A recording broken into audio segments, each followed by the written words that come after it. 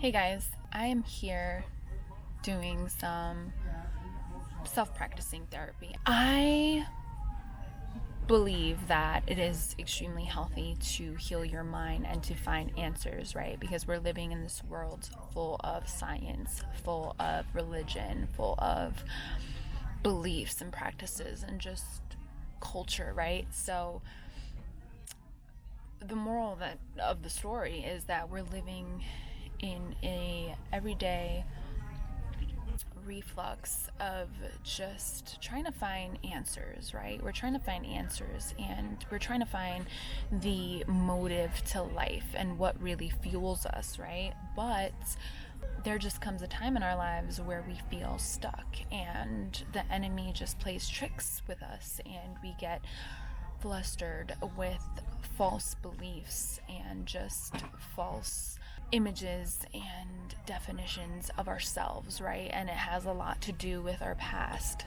What I'm getting at is that the past haunts me and it spoke to me not too long ago.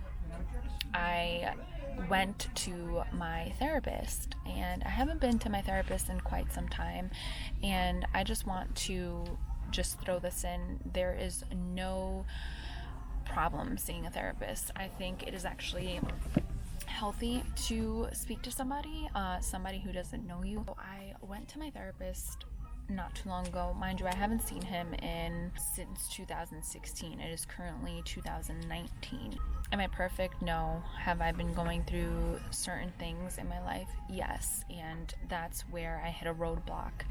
And the roadblock told me, Talia, you need to go see a therapist. You need to be on medication because something is wrong. I was just not feeling myself, right? So I went and made my appointment. I ended up going half hour early like I was told, and I was told when I got there that my appointment was not in the book.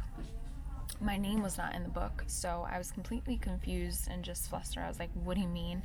And I don't know, I'm kind of an empath, so what I mean by that is I can put myself in someone else's shoes just by interaction and just a sense of the other human being that I'm interacting with. So I noticed that she was just very standoffish and kind of like, I don't know, I don't remember the phone call, I don't remember you making an appointment with Dr. So-and-so.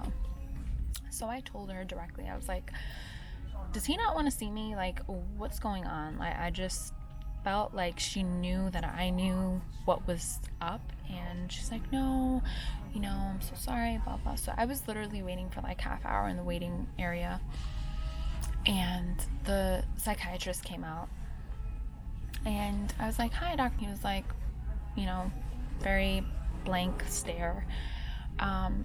He comes back, goes in his office, and I'm waiting, and the coordinator comes out and she's like, oh, Talia, hey, I'm so sorry this happened, whatever. She's like, you can come in, doctor, speak to you. So I go in his office and he's like, oh, I'm so sorry, I didn't recognize you. Like, how's life? How's things? And I'm like, oh, well, life seems to be hitting me dead smack in the face right now. That's why I'm here. So he pretty much asked me what insurance I had. I told him I have the basic Fidelis Medicaid insurance. Like right now I'm a college student, I'm not employed, so yeah. So he's like, oh, you're still having the same problems that you're having. He's like, I already gave you a diagnosis. You have depression and anxiety, and I cannot help you. Your insurance doesn't pay me well, and you are not compliant. You're not a compliant patient.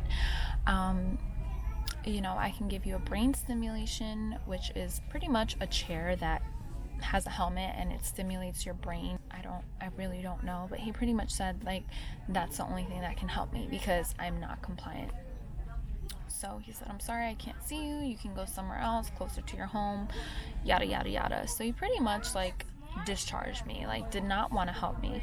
People are in this life for many different reasons. People come and go for many different reasons. And this particular person came and went for a reason. Just because you're a doctor, a professional, doesn't make you any better than me. Just because it looks like you have it all figured out doesn't necessarily mean that you do have it figured out, because this person literally, he turned on the light bulb for me. He pretty much told me, like, you are strong, you don't need medication, you don't need to necessarily speak to anybody, you need to heal yourself. And I'm not against therapy, I'm not against psychiatrists, but there are a lot of therapists and psychiatrists who are in it for the wrong reasons. And if you're not willing to take care of yourself and push forward and want to help yourself, it's just not going to happen.